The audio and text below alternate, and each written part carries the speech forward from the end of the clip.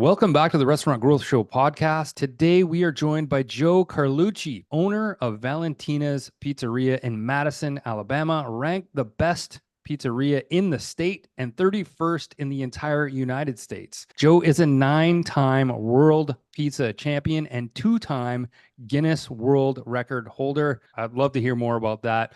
Joe, welcome to the show. How are you doing today? I'm doing great. Thanks for having me. It's an honor to be on here. I'm very excited about the discussion today. It's great to have you on the show. Joe, before we jump in, can you tell our listeners a little bit about your journey that led you to where you are today? Sure. I've been in the pizza industry for over 35 years, originally from Carmel, New York, and I used to be a consultant in the pizza industry. And I happened to take a job consulting in Huntsville, Alabama, and eventually moved down here and been here 15 years going. Really, really cool. And so at the top of the show, I mentioned the 9-time world pizza champion. Can you tell us a little bit about what that competition is all about? And then I'd also love to hear about the Guinness World Record. So there's competitions all over Italy in different regions, and they're considered world competitions, as well as Las Vegas, the International Pizza Show. So I used to compete in acrobatics. Think of a Harlem Globetrotter with pizza dough to music, with my world pizza champion founding member, Tony Germignani, Siler Chapman, Michael Shepard, and myself. And then I got into the cooking side of competition, where I just recently won Best of Best in the World, and the prior 2 years for Best Traditional, Non-Traditional. Amazing, amazing. That's really interesting. So there was two sort of aspects of it. So the acrobatics, which is not something that we hear too much on this show. Tell us about the Guinness. Which record do you hold in the Guinness World Record books? I hold two Guinness World Records, one for highest pizza toss, which was 21.5 feet, where we did a show with the Food Network at the Mall of America in Minnesota. And then I did my other world record with Gordon Ramsay on the F word for largest pizza stretch in 2 minutes, which was 72 meters. Both very exciting and different than your typical Guinness World Records when you're, including pizza. That's amazing. Really, really cool. What's Gordon Ramsay like? I've heard mixed reactions from Gordon Ramsay. I've heard he's a super, super nice guy, and then a little bit on the other side. What's he like? I'll just say it's all show, nothing but love, 100%. Just down to earth, amazing person. I got to meet him twice because I actually was on MasterChef Junior throwing for the pizza for the kids on a episode when they were cooking pizzas. They asked me to come back out and do like a little acrobatic show for them. Very, very grounded, down to earth, behind the cameras, just an awesome individual and someone to actually get advice from and look up to in the industry of culinary. I love Gordon Ramsay more than because of the fact we share the same first name, but I've been watching reality shows, even when he started in the UK, when he would visit, restaurants that were, on the brink of closure, and he fix them up and right side the team and everything. Big fan of Gordon Ramsay. That's really, really cool. So Joe, why don't you tell us a little bit about, after several failed attempts, you've built Valentina's into one of the top pizzerias in the entire United States. What were some of the lessons that you learned from those early failures, and how do they shape your approach to Valentina's the way it is today? I would say the early failures was like, back when you're growing in the beginning of this industry, you think you know everything. Being from New York, you have that kind of in your brain where, we're New Yorkers, we make the best pizza, and not willing to take advice from people around you in the industry and that have been in your shoes before, knowing that you think you know it, but you actually haven't even been in those steps yet. And people could see the way your direction you're going in, and you're not listening, you're not open-minded, you're more narrow-minded. And then the success of Valentina's is taking all those failures and looking into the mirror deep and saying, am I the problem or is the industry the problem? And you have to really do some soul searching in yourself and say, okay, listen, I'm willing to just open up my brain, open up my heart to listening and understanding that sometimes that you don't know everything. And you have to look at yourself a lot, I think, in this industry. And I believe that's the success of our Valentina's currently right now, is that I have a different approach, whether it's with my employees, my vendors, my customers. I have a total 180 approach, and it's been working ever since. So in my brain now, I'm like, okay, I'm not in the driver's seat. I'm in the passengers. I'm going to let the people around me drive. And I think in the restaurant industry a lot, owning a restaurant or pizzeria, we think we know everything just because we're the owner, but that's not really the truth.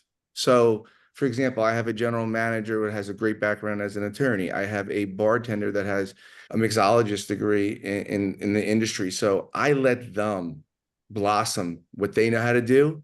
And then as long as everything comes together at the end of the day, it works for me. That's really great. Yeah, having a lot of different perspectives is definitely a great way to manage a business. So I think that the first thing that comes to mind as you say you're a New Yorker is that you don't speak like a New Yorker anymore. And that was a terrible accent coming from a Colombian. But it shows me, for some reason, I was expecting more New York the moment you said that. And it just shows how open-minded you are, which I think it's incredible. But I'm fascinated about the whole thing about the acrobatics. Like when you say acrobatics, you mean like the twisting and throwing the pizza dough around. Three legs, juggling two at a time on the floor, behind your back. I mean, off your foot. Yeah, to music. Synchronized and choreographed to music. Awesome. So, and before we move too far away from these records and stuff, because it's quite impressive. Now, as a world pizza champion 9 times and a Guinness World Record holder twice, what do you think sets award-winning pizzas apart from the rest? The product, as far as Valentina's, is what we're using, top-notch ingredients shipped from Naples, Italy. We use Caputo flour, which is non-bromated, non-bleached. When I'm competing in these competitions, I'm using a highly quality flour in my competitions, which, most pizzerias are using a bromated and bleached flour, which is totally different. It's harder to digest. My formula of the sauce that I'm using is the number one sauce in America in stainless sauce. So I'm using the highest ingredients of quality of ingredients that are going into my product. So is that different? Like if you're going to a competition, then you bring the one that stretches the most, that sticks together the most, and is that different from your day-to-day Valentinas? Like how do you bring that level of excellence into your everyday operations at Valentina? Every day I make a pizza, I'm stretching it, I'm throwing, I'm practicing. So when I go to those competitions for like the largest pizza stretch, I've been doing it for 20 plus years. So I'm bringing all those years, it's like practicing. You practice more than you play a soccer game, right? You practice more than you play a baseball game. So all the practice that I'm doing, I bring to the competition as well as I bring it back to Valentina. So it works both ways. You practice to be great, but you also be great to practice. Oh, I love that. Practice to be great, great to practice. Now, I presume that, there is a work culture that you have created and that, especially has had a result in 2%. Which is incredible when you think about it, 2% turnover rate. How do you ensure your employees feel valued? And what are some key investments you've made to support their well-being and growth? Well, number one is that my employees don't work for me. I work for my employees. That's number one. Number two, I set a culture. There's a standard. There's an expectation. Every single employee from male to female comes in the same exact uniform, from the socks to the shoes, to the jeans, to the shirt, to the apron. I supply the apron and the shirts. They buy the unisex jeans. Number three, no cell phones allowed in the building. Set expectations, set standards, not just for them, for myself as well. No cell phones, no earrings. So everything comes together. We have a break room we spend about $500 a month at Costco, and they write down what they want. We have two couches, a TV. I believe in investing in your people. So I hired a full-time life coach for any issues that they're having in life or even here. It's the drama that we have is not typical from a normal restaurant. It's more like brother, sister. I have some kids that since they were 14 have worked for me. I have a young lady that's been with me 10 years of all my journeys and failures, and she's seen it. I believe in investing in your people. I took life insurance out on some of my full-time employees where after 5 years, they can cash out and take that money and it's all theirs. My theory is hogs get slaughtered, pigs get killed. It's not all about me. It's about them. They make this place. Just because I'm a world pizza champion, in my eyes, doesn't really mean much. Because great leaders have great people behind them. But you have to invest in them and show them. So with the hours that we're open, 27 hours a week, we're not open for lunch except Saturdays. They have quality, we have culture, and we have a career. And all that comes together with also, compensation. Beautiful. Life coach. Wow. Very, very smart. How did you get to that? To like, life coaches sometimes are perceived like, what is it that they do? And go to that. Did you get one yourself and then had a good experience, or how did that happen? Exactly, sir. So I had a life coach in the location before I built Valentina's. I have ADHD and sometimes I can get off direction, and I just needed to know a little focus. Again, self-reflection.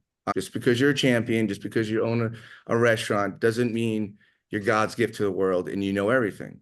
So I had to do a lot of self-fixing first before I could help my staff. And one of the things was a life coach. As I grew with the life coach, I could notice a difference in my life. And I said, I just don't want someone to come work here as a stepping stone. I want them to be here. I want them to be wanted. I want them to feel wanted. And I want them to know that I believe in them and I'm 24/7 available for them, just like I would hope if I needed them. So the coach, offered, just maybe talk to them, see, what's going on with the new vision in the new place. Cause I had no idea what was going to happen. We went from a 1,500 square foot building to 5,000 square feet, from 10 employees to 50. And the hardest thing was managing personalities, because the 10 that were with me, we had a family meal every night. After work, we would talk, and now you're going to 50. And I saw, like, I want to say a high school clique where people were divided. And I didn't like that, because there's nobody better than anybody. Some people have been here longer, some people more experienced, but no one's better than anybody. I tell my staff every day, I want you to make a million mistakes. I just don't want you to make the same mistake a million times. That's all. And as I brought him on, people had asked, oh, can I talk to him? Can I talk to him? Because in this world, there's a lot going on outside. And I wanted to offer something to them where that could help them grow in life and also grow here. Beautiful. I love it. There's no human can see behind their eyes. You need someone else to look for you. Right. Gordon. Joe, you mentioned earlier about limiting lunch hours. That's obviously pretty uncommon in the restaurant industry, let alone pizzeria. How has this approach impacted both your employees and your overall success? One, we're open 4 to 8. So they're not doing doubles. They're not working until 9, 10 o'clock at night and then being back here at 9, 10 in the morning. So they're coming in well rested, ready to work, and appreciative of not working 60, 70 hours a week. And also with our clientele, it has pushed, being closed Sunday and Mondays, or Tuesday to be a busy day because we're closed 2 days, a Wednesday limited hours. And our location is a little off the beaten path across from Cotton Field. And I just wanted to create the brand and the product so high that the demand to want it wouldn't matter if we open 50 hours or 25 hours. And that goes into the culture. It goes into the employees, it goes into the ambiance of the restaurant, and also their knowledge of the menu and everything that comes around with that. So you've mentioned reinvesting, right? From earnings back into Valentina's to support its growth. How do you prioritize where to invest? And we've heard a little bit about your people. And what's your long-term vision for the restaurant as it continues to grow in popularity? So that's a great question as far as reinvesting, because currently, we built the place on an acre of land and we're out of parking. So we hired a parking director on the weekends to direct where they could park. But also I did not vision the volume that we're doing in the short time we have. So now I have to make a decision. What's number one and what's number two? Reinvesting in the kitchen to get better equipment in there, because production has to be more efficient, faster, and safer. Or do I go look to buy some more land for parking? Because literally there's a 2-hour wait on the weekends. I'm blessed by God, and there's nowhere to park other than buying more land. So that's a question that I have to go over with my team, I have a financial advisor, my accountant, and see, number one, butts in the seat, put money in the pocket. But at the same time, if you can't get in the parking lot, it doesn't matter if you have all the equipment, right? So that's a great question that I'm still trying to figure out myself, because my numbers are way off the charts than I anticipated doing, which is a blessing and a curse at the same time, because you have to figure out how do you reinvest, and reinvest the number one, number two, number three.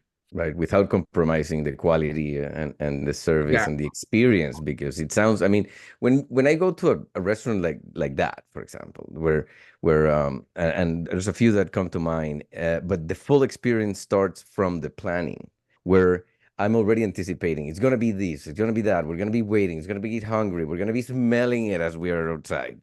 It's and you plan with a group of people, and it's just, oh, fantastic. I'm so happy that to hear that success is phenomenal, Gordon.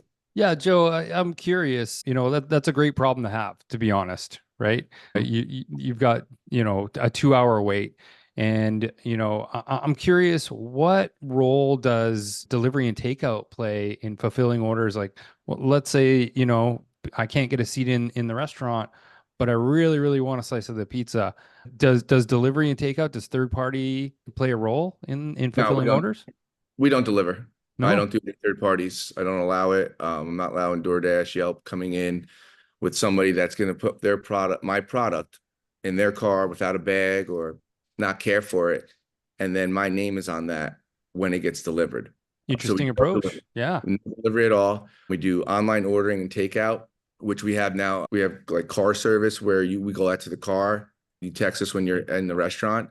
So that's been more efficient, and we've been doing a lot more takeout. I'd say we do about 35% to 40% on online orders and takeout on the weekends. And online ordering because zero labor. The customers were actually working for you and paying for theirs. Right. Curbside pickup. Curbside pickup. Yes, sir. Awesome. Yeah. How was the pandemic? Speaking of, sorry, Gord. No, How was during the pandemic? I opened during the pandemic. Oh, I opened the 1,500 square foot location that was a food truck commissary for my food truck. So I opened right during it. Buffett would be proud. You're going against the grain. People are Yeah. closing your opening. That's amazing. Look, Joe, Valentina's isn't just a pizzeria, it's a destination for pizza lovers. You've clearly established that. Definitely going against the grain and against all odds, really. How did you build that reputation? And what advice would you have for other restaurateurs looking to create a similar draw for their business? Well, I didn't create it. My team created it.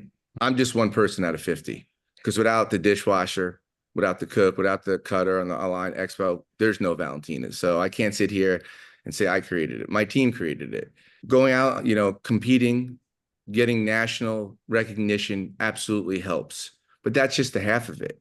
At any given time when a customer comes in, my staff can tell you what's the difference between our Sicilian dough, our tavern, Detroit, and New York. The process, we use a biga, which is a pre-fermentation type. So I educate them so they don't look stupid, so I don't look stupid. So I believe all of that makes it a destination because our customer service is the first priority, making sure the customer is satisfied to the highest degree, not just with quality of ingredients, but with ambiance, cleanliness of the restaurant, knowledge, and promptness. I think that all matters. And I think a lot of restaurateurs have to be open-minded, and it's okay to take advice, or not even advice, listen to your staff. They might have great ideas, and be open-minded to, it's 2024. Take seminars, listen to people that have failed and now making it, whether it's myself or others. I think the biggest thing in this industry is that we think that because we own a restaurant, we know everything and it's our way or the highway. And I just believe that approach doesn't work anymore. At least it didn't work for me all these years. And now the past 4 or 5, all I've seen is growth and success. And I can sit here right now to you and say, well, I did it because I'm a 9-time champion. I did it because I built a team and leadership. That's truly an inspiring story, Joe. That's all the time we have for this episode. Now's your time to plug away. Where can people connect with you? What's your platform of choice? I didn't see that question coming. If another restaurateur is inspired by Joe's story and wants to learn more, where can he connect with you? Are you on LinkedIn? Are you on Facebook? Or do you want people to call the restaurant? A movie maker looking for you. Where can they find you? Well, I can tell you something once we go off the air. I'll tell you something else. Okay. Okay. Okay. Facebook, TikTok, Instagram, Joseph Carlucci, FJ Pizza, and then Facebook, Joseph Carlucci, or they can just call the restaurant. I would love to talk to other restaurateurs that are either struggling or success and just share stories and ideas. I think that's the greatest thing about this industry is we can help each other grow without being competitors. That's Absolutely. amazing. That's amazing. Speaking of plugs, this podcast is sponsored by Dine Pricing, real-time restaurant profitability. Dine Pricing uses artificial intelligence to improve restaurant profitability by dynamically updating menus across digital channels like Uber Eats, DoorDash, and Grubhub. That's all the time we have for this episode. Thanks again to Joe Carlucci for joining us. Until next week, say goodbye, Jose. Keep learning, keep going to conferences, and keep listening to podcasts. Goodbye, Jose. That's amazing. I appreciate it. It's been a great journey. So, if you guys are ever in Huntsville, Alabama, I got 2 rooms in my house and I got a restaurant, 150 seats. You're always welcome. Fantastic. I Thank appreciate you. it. We're definitely going to take you up on that. Thank you so much, Joe. Thank you. Have Joe, a great day. All You right. too. as Thank well. you. Thank you so much. Bye-bye.